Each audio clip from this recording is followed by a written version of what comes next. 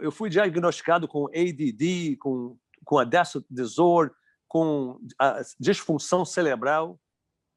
Eu passei um ano fazendo tratamento na casa de saúde Dr. Eiras. Isso é sacanagem, mano. Um ano tomando choque elétrico.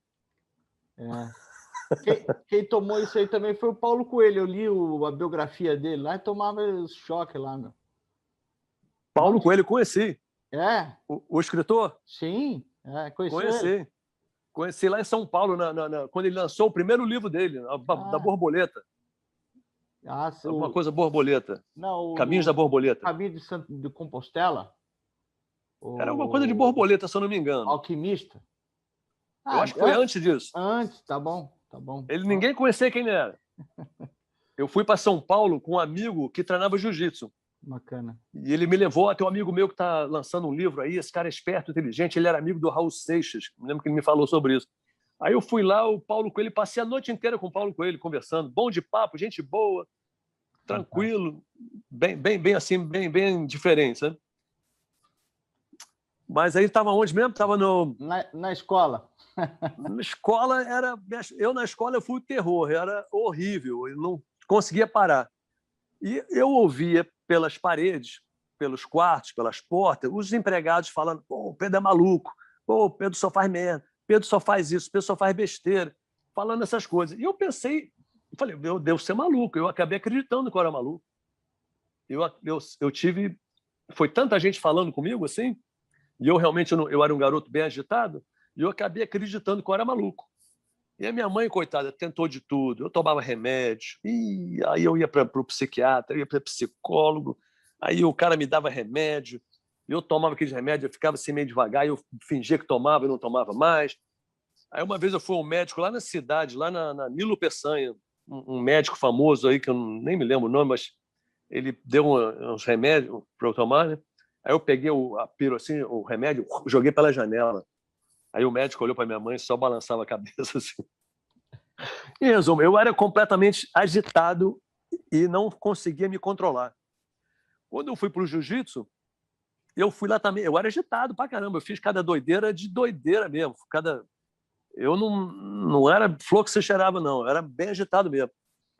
Mas quando eu fui para o jiu-jitsu, o professor Hélio já tinha ouvido falar de mim pelo Rickson, porque eu lutava boxe no Santa Rosa.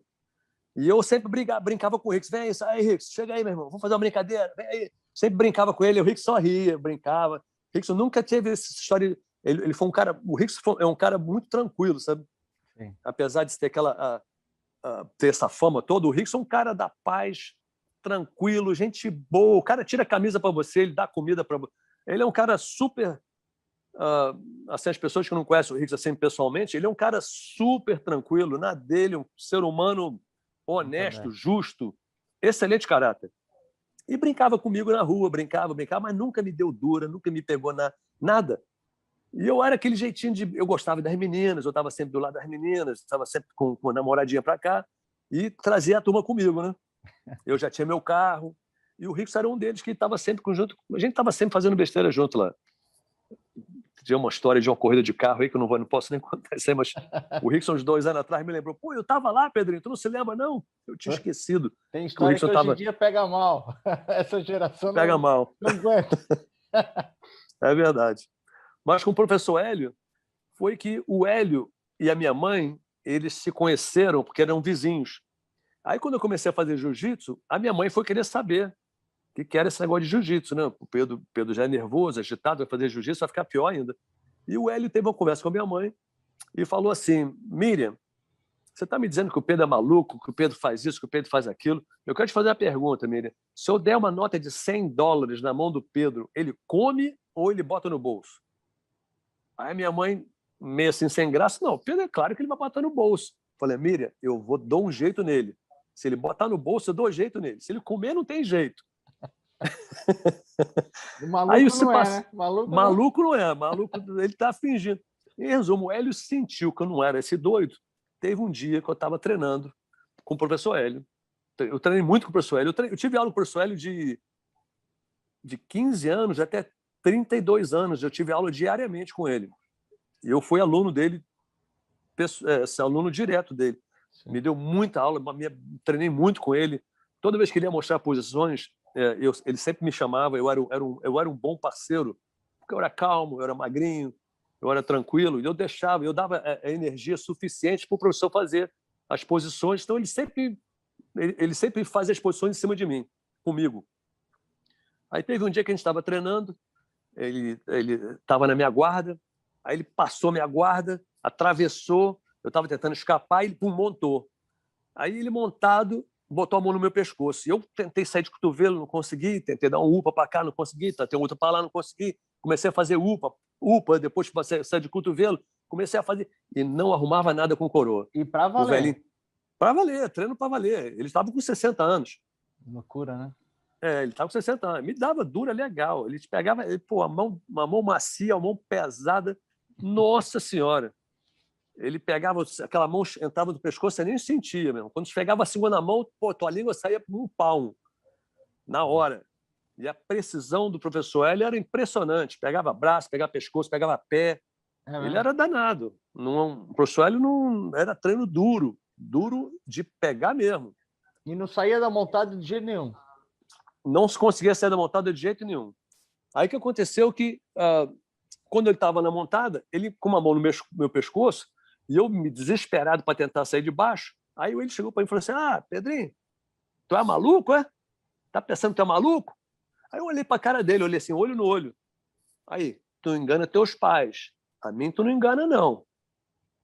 Aí, rapaz, você sabe que eu não sei se eu estava na posição assim, já estava exausto e não estava arrumando nada com o professor. Aquela mensagem que ele me deu ali na hora me sacudiu de uma maneira que eu falei, pô, meu, é a primeira pessoa que não caiu no meu, que eu não consigo enganar. Porque eu enganava todo mundo. Eu era um bom artista. Isso que era verdade. Eu não era doido nada. Eu era malandro pra caramba. Esperto pra caramba. Eu, quando era garotinho, meus amigos iam brincar de carrinho e eu queria brincar com as meninas. Ia querer... Eu tinha as meninas mais velhas. Minha irmã era um pouco mais velha do que eu, um ano mais velha. Tinha uma outra irmã que era 10 anos mais velha. E eu ficava querendo arrumar a treta com as meninas. Garotinho, fingindo. Sabe como é que é? A menina só quer saber de nego mais velho, né? Quando tu tá com 13 anos, o menino não quer saber de garotão de 13 anos. Ela tá com 15, quer saber de nego de 18, 17, mais velho. Conclusão, ter irmão mais velho é bom. Irmã mais velha é bom, porque depois você vai né, pegando as amigas, né? No início você não pega, não. Mas depois você vai ficando mais velho, aí pronto, abre a porta, né? O Pedrinho ficou bonito. Agora, será que ele sabe beijar? Vamos ver se ele sabe beijar. Começa com essas brincadeiras assim. Ele sabe. Isso.